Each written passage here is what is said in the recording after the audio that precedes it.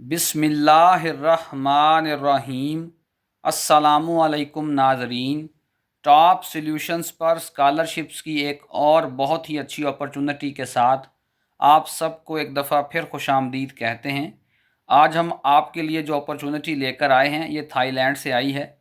Bangkok आप जानते हैं एक बहुत ही ज़बरदस्त शहर है और वो थाईलैंड में लोकेटेड है। इसके साथ साथ मैं आपको ये बताता चलूँ कि यहाँ अप्लाई करने की ना ही तो कोई फ़ी है और आप लोग यहाँ पर सिर्फ इंग्लिश प्रोफिशिएंसी सर्टिफिकेट की बेसिस पर भी अप्लाई कर सकते हैं। जो थाईलैंड की करेंसी है वो भी पाकिस्तान के मुकाबले में 8.5 गुना बेहतर है। इसके साथ साथ यहाँ पर जो स्कॉलरशिप आपको मिलेगा वो फुली फंडेड है, बल्कि उसमें आपको कई ऐसी भी फैसिलिटीज़ प्रोवाइड की जाती हैं जो शायद फुली फंडेड के अंदर भी नहीं होती। हम आपको तमाम तर तफसीलात और अप्लाई करने का मुकम्मल तरीक़ाकार सिखाएंगे, लेकिन आप लोगों से वीडियो शुरू करने से पहले एक छोटी सी रिक्वेस्ट है कि अगर आप इस चैनल टॉप सॉल्यूशंस पर नए हैं तो इसे सब्सक्राइब ज़रूर कर लीजिएगा। वीडियो अच्छी लगे तो इसे लाइक कर दिया करें, दोस्तों के साथ शेयर कर दिया करें। और अगर आप लोग किसी भी स्कॉलरशिप के लिए फ़ुल प्रोसेस हमारे थ्रू करवाना चाहते हैं या आप अपने डॉक्यूमेंट्स की तैयारी के लिए हमारी खिदमात हासिल करना चाहते हैं तो ये हमारे व्हाट्सएप का नंबर है। आप इस पर मैसेज करके हमारी सर्विस अवेल कर सकते हैं। ये हमारे व्हाट्सएप चैनल का लिंक है और ये हमारे इंस्टाग्राम अकाउंट का। आप इन दोनों प्लेटफॉर्म्स को भी लाजमी ज्वाइन करें, क्योंकि हम यहाँ पर रेगुलरली स्कॉलरशिप्स के मुतालिक आपको अपडेट रखते हैं। तो ये जो इंस्टीट्यूट जहाँ से ये स्कॉलरशिप अपॉर्चुनिटी आई है इसको कहा जाता है GCI इंस्टीट्यूट, और ये थाईलैंड का एक बड़ा फेमस इंस्टीट्यूट है। और इसकी जो स्कॉलरशिप्स हैं उनके मुतालिक अब तमाम तर तफसीलात हम आपके सामने रखते हैं। सबसे पहली तो बात यह है कि ये जो स्कॉलरशिप्स हैं ये बेसिकली तौर पर मास्टर्स लेवल के लिए हैं, यानी जो लोग अपना बैचलर्स कंप्लीट कर चुके हैं और अब वो मास्टर्स डिग्री हासिल करना चाहते हैं। तो यहाँ पर आपको मैं बताता चलूँ कि आप लोग BS के लिए या PhD के लिए अप्लाई नहीं कर सकते, ठीक है। तो सबसे पहले जो एलिजिबिलिटी है उसके मुतालिक हम बात कर लेते हैं। तो उन्होंने यहाँ पर आप लोगों को बता रखा है कि आपकी जो एज है वो 30 साल से कम होनी चाहिए और आपको किसी भी सूरत में इसमें किसी किस्म की कोई रिलैक्सेशन नहीं मिलेगी। जो GPA है वो आपकी 2.75 हो कम अज़ कम। अगर इससे भी कम है तो फिर आप यहाँ अप्लाई नहीं कर सकते। और यहाँ पर कौन कौन लोग अप्लाई कर सकते हैं?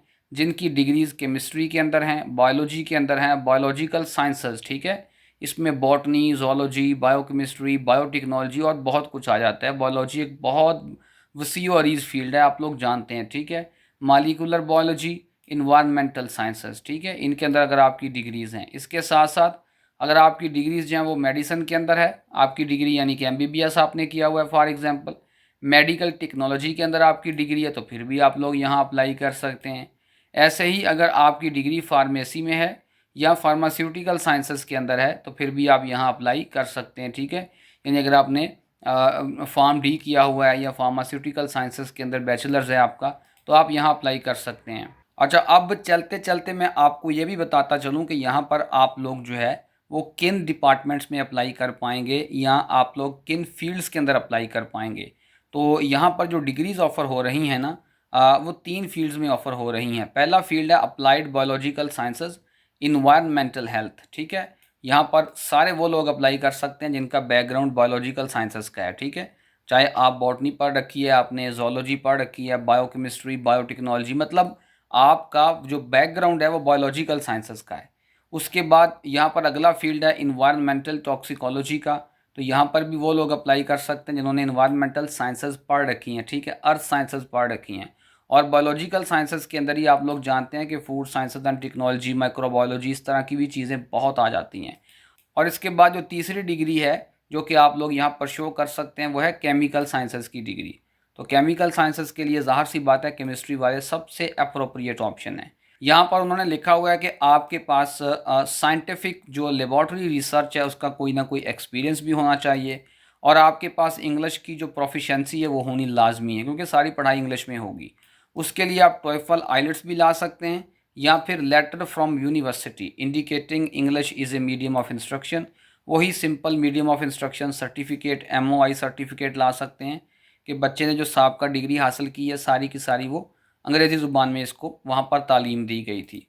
उसके बाद आप लोगों ने स्टेटमेंट ऑफ पर्पस जो है ये यहाँ पर लाजमी अपनी सबमिट करनी है। ये बहुत ही क्रूशल डॉक्यूमेंट है, SOP जिसे कहते हैं, ठीक है। और ये वो डॉक्यूमेंट है जिसकी बेसिस पे आप समझ लीजिए बहुत सारे लोग का एडमिशन हो जाएगा और बहुत सारे लोगों का एडमिशन रह जाएगा। It's a very very crucial document. Scholarship की अगर हम कवरेज की बात कर लें तो बड़ा ही ज़बरदस्त स्कॉलरशिप है जी। यहाँ पर आपसे ना ही किसी भी किस्म की कोई ट्यूशन फ़ी ली जाएगी, और भी अगर किसी भी किस्म की कोई फ़ी है, ठीक है, चाहे वो क्रेडिट फ़ी है, लेबॉर्ट्री एक्सपेंसेस हैं, कुछ भी है, वो आपसे कोई फ़ी यहाँ पर चार्ज नहीं की जाएगी। ना ही थीसिस फ़ी, ना ही कोई और किसी किसी भी नाम पे आपसे फ़ी नहीं ली जाएगी यहाँ पे, ठीक है, पढ़ाई के दौरान। उसके बाद आपको एक दफ़ा डिग्री शुरू करने के लिए जाते हुए और एक दफ़ा डिग्री ख़त्म करके वापस मुल्क आते हुए एयर टिकट्स भी जो है वो स्पॉन्सर्ड मिलेंगी। फिर वीज़ा फ़ी भी इसी के अंदर कवर्ड है। उसके बाद जब आप वहाँ जाएंगे पहली बार तो आपको सेटलमेंट अलाउंस भी मिलेगा, रीलोकेशन अलाउंस भी आपको मिलेगा, ताकि आप मतलब शू कोई लेना है आपने, फॉर एग्जांपल कोई कपड़े लेने हैं या कोई लैपटॉप लेना है तो आप वो ख़रीद सकें, ठीक है, रीलोकेशन ग्रांट। उसके बाद आपको यहाँ पर हॉस्टल भी मिलेगा बिल्कुल फ्री ऑफ कॉस्ट। माहाना आपको यहाँ पर वजीफ़ा भी मिलेगा, ठीक है। किताबों की मद में भी आपको पैसे मिलेंगे। इसके साथ साथ हेल्थ इंश्योरेंस भी मिलेगी और अदर्स भी लिखा हुआ है, मतलब और भी बेनिफिट्स हैं।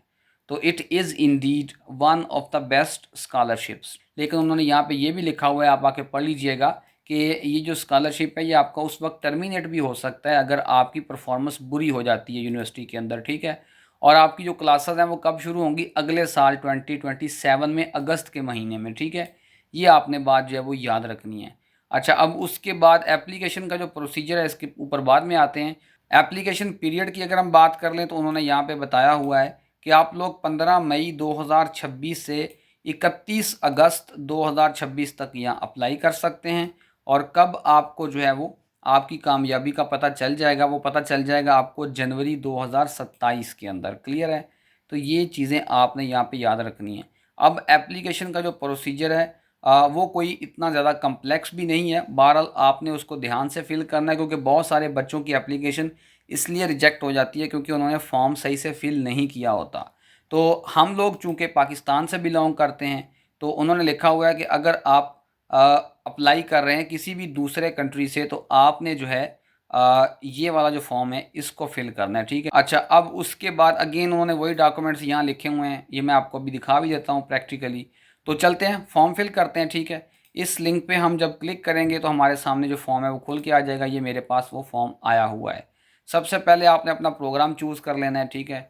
लेट्स सपोज मैं इसको चूज़ कर लेता हूँ, applied biological sciences environmental health. Clear है? तो ये इन्वायरमेंटल साइंस का प्रोग्राम नहीं है, याद रखें। ये प्रोग्राम एक इंटरडिसिप्लिनरी प्रोग्राम आप इसको कह सकते हैं, जहाँ पे बॉटनी वाले, जोलॉजी वाले, बायोलॉजी वाले, ठीक है, बायोकेमिस्ट्री, बायोटेक्नोलॉजी, हर वो बंदा जिसका बैकग्राउंड बायोलॉजी में वो अप्लाई कर सकता है, ठीक है। और वहाँ पे वो स्टडी करेगा, मतलब रिसर्च करेगा कि कैसे वो अपने फील्ड के अंदर रहते हुए इन्वायरमेंट को बेहतर बना सकते हैं। क्लियर है? उसके बाद आपने नीचे अपना पर्सनल डाटा देना है, नाम, पता, ठीक है, फ़ोन नंबर, यही चीज़ें होती हैं, date of birth, gender, country of birth, marital status, ठीक है, और एक ये फ़ोटोग्राफ आपने अपलोड कर देनी है, रिलीजन के बारे में बता देना है। बहरहाल जहाँ जहाँ पे आपको ये लाल रंग का एस्टेरिस्क नज़र आएगा, ये खाने फिल करने लाजमी होंगे। उसके बाद आपने अपना जो होम एड्रेस है वो बता देना है, ठीक है, आपके घर का क्या पता है। उसके बाद अगर आप अपने ऑफिस का एड्रेस देना चाहें तो आप वो भी दे सकते हैं। उसके बाद आपने अपना एक फ़ोन नंबर लाजमी देना है, ठीक है, ये आप लोग देख सकते हैं। और इसको लिखना कैसे है उन्होंने ये भी बताया हुआ है कि पहले आपने अपना कंट्री कोड जो है वो ऐड करना है, पाकिस्तान के लिए +92 है। उसके बाद आपने अपना ईमेल एड्रेस जो है वो लाजमी यहाँ पे प्रोवाइड करना है, पर्सनल ईमेल एड्रेस, ठीक है। अगर आपका कोई ऑफिशियल ईमेल एड्रेस है, कोई आप जॉब वगैरह कर रहे हैं तो आप वो भी दे सकते हैं, बहरहाल वो मैंडेटरी नहीं है। अगर आप चाहें तो आप एमरजेंसी कॉन्टैक्ट के लिए भी मालूमात यहाँ पे दे सकते हैं, वाला साहब की या भाई की या जिसकी भी देना चाहें, बहरहाल ये भी मैंडेटरी नहीं है। क्लियर? उसके बाद आप किस एयरपोर्ट से जो है वो रवाना होंगे, ठीक है, तो ये भी आपने बता देना, शहर का नाम, लाहौर, फैसलाबाद, कराची, जहाँ से भी होंगे, ठीक है। उसके बाद ये एजुकेशनल रिकॉर्ड है, इसमें आपने जो है वो अंडर ग्रेजुएट से स्टार्ट करना है। क्लियर है? मतलब पहले अंडर ग्रेजुएट को यहाँ पे हमने लिखना है। तो अब आप अपनी यूनिवर्सिटी जो है उसका नाम लिखेंगे, शहर, मुल्क, फिर उसके बाद मतलब डेट्स वो बताएंगे। डिग्री तो ज़ाहिर सी बात है बीएस की ही होगी। Major field of the study बताएंगे, बॉटनी है, मतलब जोलॉजी है, बायोलॉजी है, बायोकेमिस्ट्री है, बायोटेक्नोलॉजी है, कौन सा है, और उसके बाद सीजीपीए यहाँ पे लिख देंगे। फिर आप ऐड रो पे जाएंगे और यहाँ पे आप अपनी एफएससी को ऐड कर सकते हैं। चाहें तो दोबारा एड रो पे क्लिक करके मेट्रो को भी ऐड कर सकते हैं। उसके बाद क्या आप पहले कभी थाईलैंड में आए हैं, ठीक है, तो अगर आप आए हैं तो आपने यहाँ पे कितनी देर स्टे किया और कौन सा आपने जो कोर्स पढ़ा वो बता दीजिएगा। यहाँ पे अपनी पब्लिकेशंस को या रिसर्चेस को, कोई थीसिस वगैरह आपने किया है, कोई पब्लिकेशन है, तो वो भी आप यहाँ पे उसको मेंशन कर सकते हैं। फिर ये आपकी मुलाजमत का रिकॉर्ड है, आपका वर्क एक्सपीरियंस है दूसरे अल्फाज में, तो बहरहाल ये आप लोग देख लीजिएगा। उसके बाद आप थोड़ा सा और नीचे आते हैं तो ये बड़ी अहम चीज़ है जी, प्लीज़ डिस्क्राइब, जिसकी मैं बात कर रहा था ना कि उधर उन्होंने मेंशन नहीं किया हुआ एक्सप्लिसिटली, ठीक है, इधर तो, लेकिन यहाँ पे है कि please describe what you plan to do after you finished your study and return to your home country. आप अपनी पढ़ाई मुकम्मल करने के बाद अपने मुल्क जब जाएंगे तो आप जो है वो क्या करना चाहेंगे, आपका मतलब फ्यूचर प्लान क्या है। तो आपने ये कैसे तहरीर करना है, बहुत ही नफीस किस्म का, एआई इसमें बिल्कुल शामिल नहीं होनी चाहिए। और ये गलती मत किया करें कि एआई से चीज़ आप लिखवाते हैं फिर उसको किसी एआई प्लेटफॉर्म पे डाल के कहते हैं कि इसको एआई फ्री कर दो। अगर वो एआई फ्री हो भी जाए तो उसमें ग्रामर की इतनी गलतियां आती हैं कि वो मतलब जो टेक्स्ट होता है वो पढ़ने काबिल ही नहीं होता, ठीक है। ये बात याद रखें कि अगर आप टेक्स्ट के अंदर चाहते हैं ना कि उसमें एआई भी ना हो, उसके अंदर फ्लैग भी ना हो, और वो टेक्स्ट रीडेबल हो, प्रॉपर एक रिदम के अंदर इंग्लिश में लिखा हुआ हो, तो वो तब तक पॉसिबल नहीं जब तक आप ह्यूमन टच नहीं शामिल करते। उसके बाद लैंग्वेज प्रोफिशेंसी की मालूमात दे दें, यहाँ पे आप आके इसको देख लीजिएगा।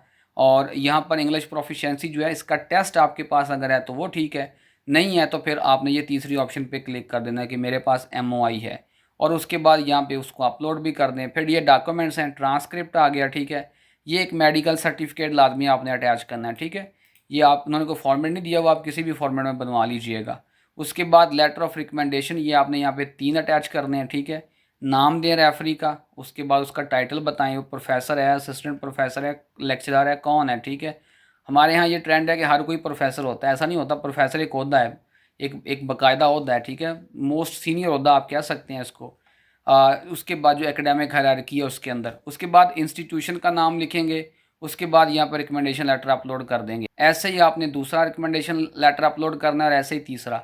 उसके बाद ये आगे स्टेटमेंट ऑफ पर्पस, जिसके मुतालिक मैं बात कर रहा था, उन्होंने यहाँ पे ये भी बता दिया कि आपने इसमें क्या क्या शामिल करना है, क्या क्या शामिल नहीं करना।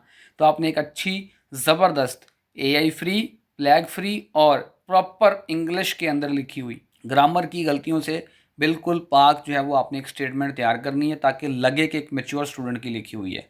फिर उसके बाद आपने स्कॉलरशिप के मतलब कहाँ से सुना, उसके मतलब यहाँ पे आपने जो मुनासिब ऑप्शन है उसको सिलेक्ट करके यहाँ पे डिक्लेरेशन पे क्लिक करके और सबमिट एप्लीकेशन पे क्लिक कर देना है, आपकी एप्लीकेशन हो जाएगी सबमिट। कोई एप्लीकेशन फ़ी नहीं है, ठीक है, यहाँ पर आप आराम से कर सकते हैं। होपफुली आपको आज की वीडियो अच्छी लगी होगी।